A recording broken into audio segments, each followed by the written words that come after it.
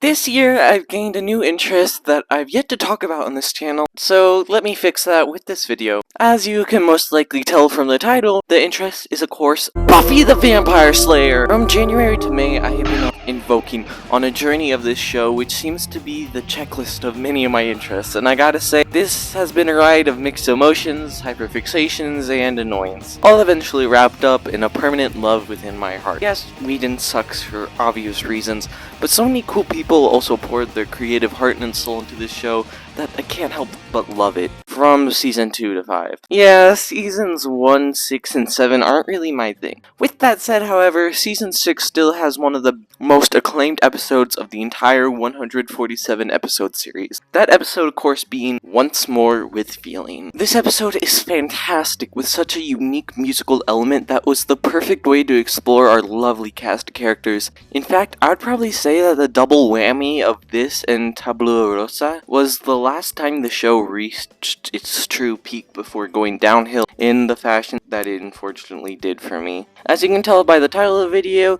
let me share my ranking of all the songs featured in this musical masterpiece.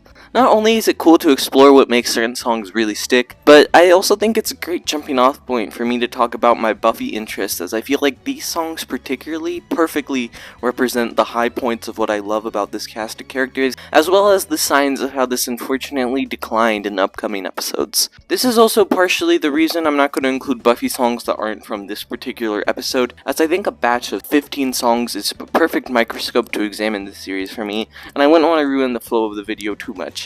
But with that quickly say, there are a lot of song covers that came out of the Bronze that are great, so is all of Giles' wonderfully singing hobbies, and Anya's song in Selfless is arguably one of the strongest spots amongst Season 7. Also, I haven't seen Angel, so I don't know if there's any songs in that series, but that's not what's important right now. Make sure you let me know your opinions on my rankings and takes, as I would genuinely love to hear it from all other Buffy heads. With all that said, I think it's time we get into the ranking. I mean, like, what do you expect me to say about The Mustard? There's nothing bad about it, but it's just like a filler song to show that the townsfolk are also infected by the musical curse and give some urgencies to the Scooby's mission. Hell, I doubt I even have enough footage of this song to play as the B-roll in this part. It's just 10 words and 2 lyrics about mustard. There's absolutely nothing here I can say. I guess the vocals are impressive for random extras. There you go. Happy? Is that what you clicked on the video to hear me say? Either way, it's time to get into the real hot dog meat of the soundtrack rather than just the mustard.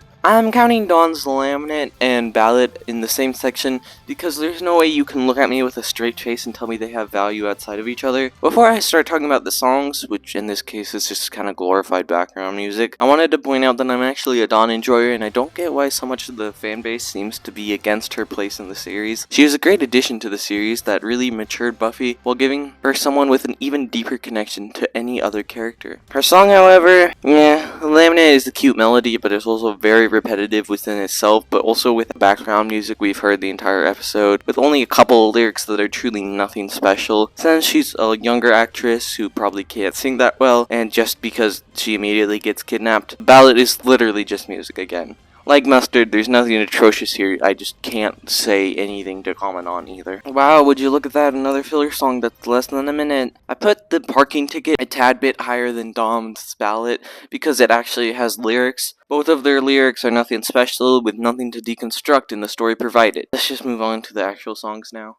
Oh, Anya, I will avenge you. I promise. Yeah, it's not a surprise that Xander's song is my least favorite, considering how much I despise that fuck-ass Whedon insert. He can be used well when other creative forces have control of him, especially in Season 4 and 5, but Season 6 really shows his regression back to the first 3 seasons level of incelness. With that said, however, he's not too bad in this episode. Regardless, this song does show one of his worst crimes as a character, making Anya tied to him and not having her do much outside of him. It's no secret she's a fan favorite, but having the majority of her development revolve around her relationship is super annoying, and that is shown when their song is just about how they're nervous about getting married. Ooh. It has a cute rhythm at points, and it's not painful to listen to or anything. Just some of the lyrics are just kind of cringy, and Nicholas Brendan is very much the weak link vocally, which I don't don't hold against him, considering he's not trying to be a singer, and he does have some great acting chops when not written and directed by Joss Wario. Amma Clardfield does a great job though, and I wish she got her own song in the episode. In fact, I wish she had anything to do in these last 2 seasons that doesn't revolve around Xander or Andrew, considering they set up some peak parallels for her to interact with Willow and Tara, but I digress. Now let's get back into the bops. Rest in Peace is a pretty good song, but before I talk about it, let me just interrupt this video to vent about my complicated feelings towards Spike himself. He was introduced as a comedic minor antagonist in the 2nd season, and I thought he was pretty fun with an amazing actor. The next season was when I really started to love him, as the writing stopped trying to paint him as threatening. Instead, they made him a more comedic obstacle that could still represent certain aspects that these characters needed to fight against. This then excelled with season 4 putting the chip in his head, forcing him to become an anti-hero Moody Scoop. He then cements himself as one of the best Buffy characters in season 5, where he grows to gain some twisted emotion, especially this gross love he has towards Buffy and the genuine brotherly love he has for Dawn. But season 6 is when I just started to hate this guy. He just becomes too prevalent in the overall plot, while other characters are put on the back burner, and I just lose it once Buffy starts to reciprocate those feelings in a way that's just plain and simple and doesn't fit her character, and ruin it just to recreate a more edgy version of Bangle. I don't know what the actual ship name for Buffy and Angel is, but I don't want to look it up because Bangle is too much fun to say. I get that Buffy being in this relationship is supposed to represent her trying to harm herself, but the writers jump through far too many hoops to get her to this point where every episode this needs to be a focal point for some reason. And in season 7, where everything is uninteresting and overstays its welcome, this worn up version of a once peak character is no exception. But how about this early on episode in season 6, you might ask? Sure, it has the first Buffy-led Spuffy kiss, but to be honest, I feel like it makes sense in the bottled context of the episode, and only becomes disgusting with how later episodes react to it.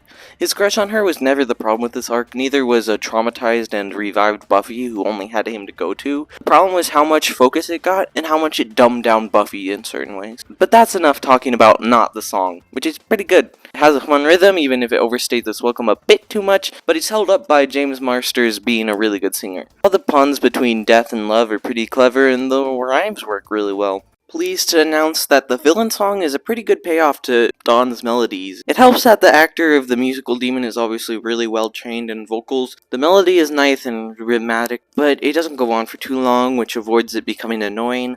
The back and forth between Dawn and the musical demon adds some intriguing dynamics to the song, even if some of these lyrics become a tad uncomfortable to listen to when you remember how Joss Whedon was towards Trachtenberg. The song also ends pretty abruptly, which I get is the point, but I wish the pace slowed down in a more natural way. At least I can say that in terms of choreography and just visual design, this is probably one of the best dance numbers. The duet reprise of both Standing and Under Your Spell is a tad hard to talk about, considering I haven't yet talked about either of the first renditions of these songs, and the lyrics don't change that much and just add a more somber tone. Serves as a very impactful contrast to the upbeat nature of the original songs. I think it can be a bit harsh of a transition of the original song of Standing ending, then immediately this reprise starting, but the connection that Giles and Tara creates eventually helps it find its footing. The Tara section of the song especially hits you right in the feels. I think season 6 did an insanely poor job of exploring Tara and Willow's relationship, but the first 9-ish episodes handle it well and still keep them in character, and don't,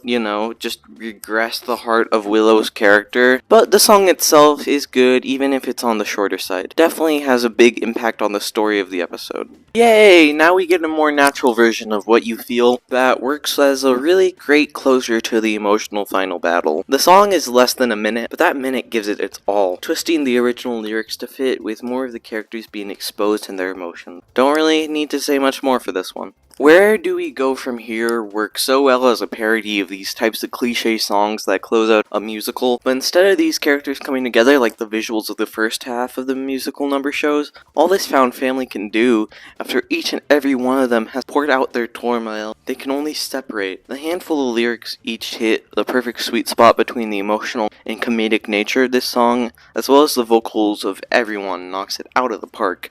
made even better by the rad guitar riff punctuating the entire song. The opening song of this episode invites you on the weirdness immediately, yet doesn't hold your hand for any of it either. For a character who hides her feelings as much as Buffy, I love how this song gives her a gateway to open up to the audience while still showing how Buffy is still hiding. If I had to complain about something, I think the interjections from other characters aren't really needed and break up the cleaner aspects of this song. The rest of it is a banger. Vocals and instrumentals and the lyrics create the perfect hook to get you interested in the upcoming musical mystery. I like how dead all this boredom makes Buffy feel. Making the song with her bursting out, "I just want to be alive," only for it to later be revealed in the episode what Buffy really wants is to die, as coming back to life is what caused this. We're now entering the top 5, baby! Giles is one of my favorite characters in the series. Definitely my favorite man in the show. Even if this season really screwed up his character by sidelining him so hard in a non-natural way. This episode, however, hits the perfect balance between showing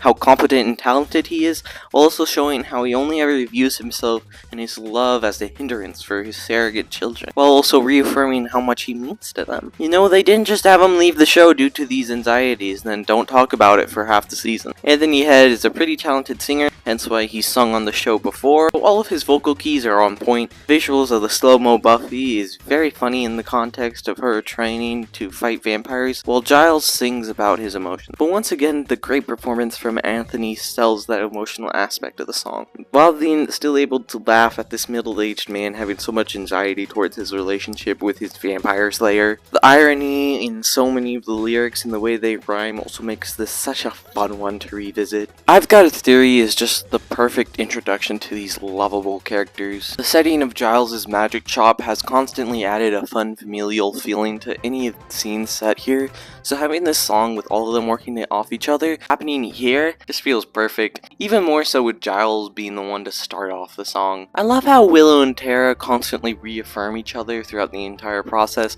Xander being a lovable idiot in this song rather than just being the most annoyable idiot in the history of television. Anya's bunny rant is peak, but what also gets me is Buffy's cheesy way of reaffirming the group, the way she does when a lot of crazy shit like this happens in previous seasons. Yet here, it feels purposely fake because deep down Buffy can't connect to her found family like she used to. If you couldn't tell by the rest of the video, I love the dynamic of the Scoobies, so having a song about showing how far they'll go for Buffy just hits me right in the feels, man. But they also don't try to make it too serious either, as they keep the cheesy attitude found in the rest of the episode's musical numbers. The visuals of everything around them burning and the lighting coming from the fire trucks, or Spike acting like a cat in the way he can't decide if he loves her or wants to kill her. But I think the funniest part of the song for me is Willow being sad that her line is just filler amongst the banger lines of everyone else. On the more thematic side, however, the fire puns said by Buffy are so well written and makes me quite teary-eyed. I touch the fire and it freezes me. Why can't I feel? My skin should crack and peel. I want the fire back. One by one they turn. I guess my friends can't face the cold, but why I froze not one amongst them knows. And even Anya's line of she came back from a grave much graver. It's just so peak! All culminated in the amazing combination of all these characters singing, the way all their hearts will always be intertwined. Yet there are still 2 more songs that are even peaker. This was very, very close to being number 1 before I re-listened to a certain other song and I realized that it's just kind of critically better. But I'm not saying that to diss on this song, more to say how a song this fantastic isn't somehow number 1 on my list. Tara and Willow's relationship means a lot to me, and this song perfectly explores both of them and how they heal one another. First off, the visuals are so pretty, warm, and inviting. The lovely park to the lighting and their bedroom getting even warmer. Amber Benson is also so fantastic vocally and provides the song with such a fantastic range as her emotions are so well conveyed by the tempo alone. And lyrically, I don't even think I need to explain why these are amazing, with the puns getting extra wild during the sex portion of the song. Something to sing about is the thesis of the entire episode, and it works. The chaotically changing instrumentals and choreography reflecting Buffy's panic attack eventually builds up to her finally revealing what's been off with her the whole episode. It will always stick with me how none of them can comfort her immediately. How Dawn gives Buffy the same advice that her sister gave her, not in song form, and the messy ways these sisters communicate with each other. Sarah Michelle Gellar and Michelle Trachtenberg, may she rest in peace, really give this part their all and make you feel not just their pain, but their love that is still cannot be broken. On a more funny note, I love how scared Giles is when he gets there to see Buffy fighting all these demons well outnumbered, saying, "She needs backup," only for that backup to be dancing backup. Once again, the peak lyrics all throughout, and the perfect climax for this amazing episode of television. I appreciate you watching this, as it felt good to finally get a video for me to talk about Buffy, and if this video gives me enough inspiration, then I'll probably make more Buffy videos. Leave your opinions on everything I discussed in the comments, as I'd love for the algorithm to push this video to more people hungry for Buffy commentary. And I'll see you all later! Happy late Halloween!